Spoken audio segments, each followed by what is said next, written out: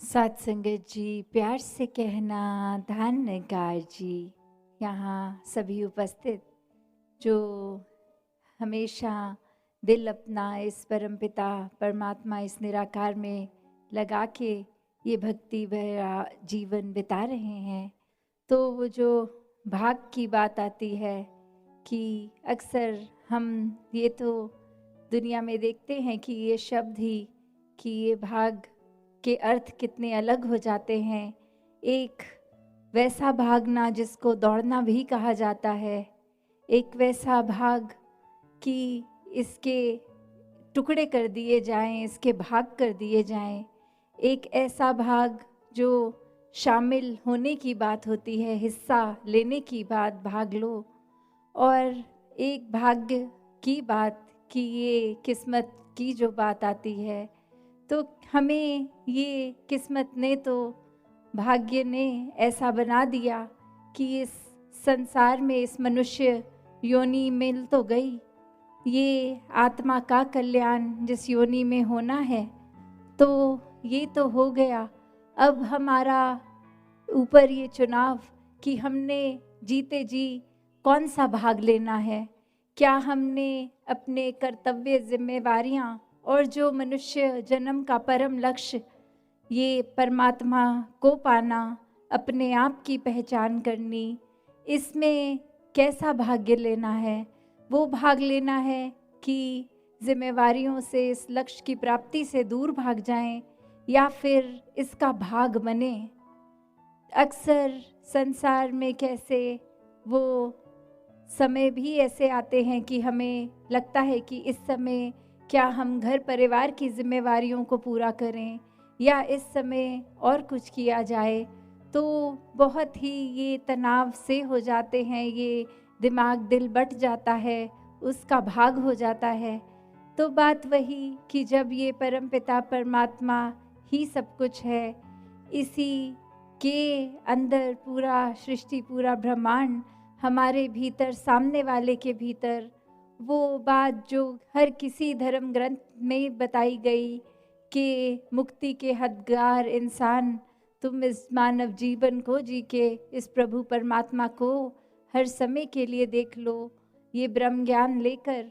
तो ऐसा करने से फिर वाकई ही वो जीते जी मुक्ति के हकदार बनते हुए, फिर जब ये श्वासें खत्म होंगी तो भी वो मुक्ति मिलनी संभव तभी होती है जब इस ब्रह्म ज्ञान के ऊपर चले, इस परमात्मा को हर समय देखें, इसके एहसास में रहें।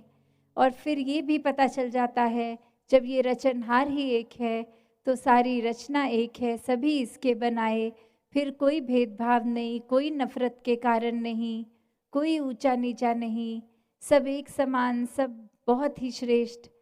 तो बात वही कि हम अक्सर धर्म ग्रंथों को पढ़ लेते हैं, जो कि बहुत मुबारक कार्य है कि ये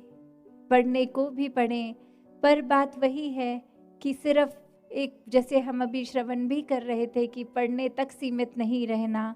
क्योंकि पढ़ेंगे और कोई भी काम अगर हम बिना समझे करते हैं वो फिर रटन हो जाता है, वो सिर्फ एक बुद्धि में याद करके ही वहाँ तक ही सीमित रह जाती है बात। पर ये असली भक्ति तो भक्ति मार्ग पे रह के वो भक्ति में जीवन जीना है, वो कर्म करने हैं, तो ऐसे कर्मों के ऊपर केंद्रित करें। वरना तो वो कहानी हर एक ने पता नहीं कितनी बार सुनी होगी कि वो एक शिकारी जब तैयार करता है अपने शिकार से पहले और बहुत सारे बीज डाल देता है कि ये पंछी चिड़िया आके बीज खाएंगी, और उसी समय वो एक नेट से उनको पकड़ा जाया जा सकता है, वो पंछियों का शिकार किया जा सकता है। और उसी में एक पंछी ने सबको ये बात बता दी और वो फिर सिर्फ रटन रूप एक बार बार बोलते गए, शिकारी आएगा, दाना डालेगा, हम दाना नहीं खाएंगे, हम फंसेंगे नहीं। तो वही रटन की तरह करते तो रहते, और अब वो शिकारी को लगता कि ये तो समझदार हो गए हैं, मैं दाना डाल भी दूंगा तो ये मेरे झांसे में नहीं आएंगे। और फिर भी एक दिन चांस लेके जब वो ऐसा करता तो हर पंछी फिर वही रटन तो कर रहा है कि हम फंसेंगे नहीं, और फिर भी दाना डालते ही सब वो दाना चुगने जाते हैं और कैसे उस नेट में फंस के, वो जाली में फंस के वो शिकार बन जाते हैं। और जब शिकार बने भी गए तो भी यही बोली जा रहे हैं कि शिकारी आएगा, दाना डालेगा, हम नहीं फंसेंगे। तो बात वही, ये रटन का मार्ग भक्ति मार्ग नहीं है। ये एक परमात्मा को समझ के, देखकर, इससे प्यार करके फिर हर कार्य करना भक्ति बन जाता है। ऐसा जीवन ही जीना संतों ने सिखाया है कि कर्तव्यों से, अपने जिम्मेवारियों से पीछे नहीं होना, पर सबसे पहले प्राथमिकता फिर भी इस परमात्मा को ही देनी है। मन में सिर्फ परमात्मा जब होता है तो वहम भुलेखे, अंधविश्वास इत्यादि सब दूर होते जाते हैं, क्योंकि ये स्पष्ट होना, एक जीवन में वैसे भी हम कोई भी कार्य करें तो वो अंधाधुंध कार्य ना हो, उसके पीछे वो कारण पता हो कि हम अगर ऐसा कर रहे हैं तो क्यों,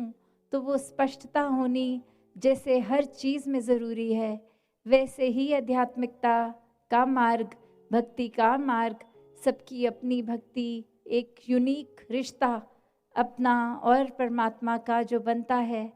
तो ये हर एक को सही कारण से करना है, किसी डर डरावे से नहीं, किसी और कारण से नहीं कि घर पे सब कह रहे हैं सत्संग पे चलो तो एक किसी का मन रखने के लिए चले गए। सत्संग तो मन से की जाती है, सेवा सुमिरन निस्वार्थ होके, ये मन की तार परमात्मा से जोड़नी है तो निस्वार्थ होके, एक अपने किसी वजह से नहीं, एक डर से नहीं, सिर्फ और सिर्फ प्रेम के ऊपर आधारित है ये भक्ति का रिश्ता। तो अपने रूह की इस परमात्मा से मिलन के लिए भक्ति की जाए, सही कारण से भक्ति की जाए, तो दातार सभी पे कृपा करे कि ये भक्तिमय जीवन हर किसी के हिस्से आए, सभी अपना रुझाव आध्यात्मिकता पे लगाएं, ये स्पिरिचुअल ग्रोथ हर एक की हो, हर कोई अपने आप को मानवता के लिए समर्पित सेवा में लगाए रखे, मन से सुमिरन इस परमात्मा के साथ लगन लगा के करता जाए। संतमति वालों के साथ ये सत्संग रूप सिर्फ उनकी बातें सुनकर कान तक नहीं, जीवन पे भी एक लागू की जाए, तो दातार हर एक पे कृपा करे, सभी की भक्ति और दृढ़ होती जाए। साथ संगत जी, धन निरंकार जी।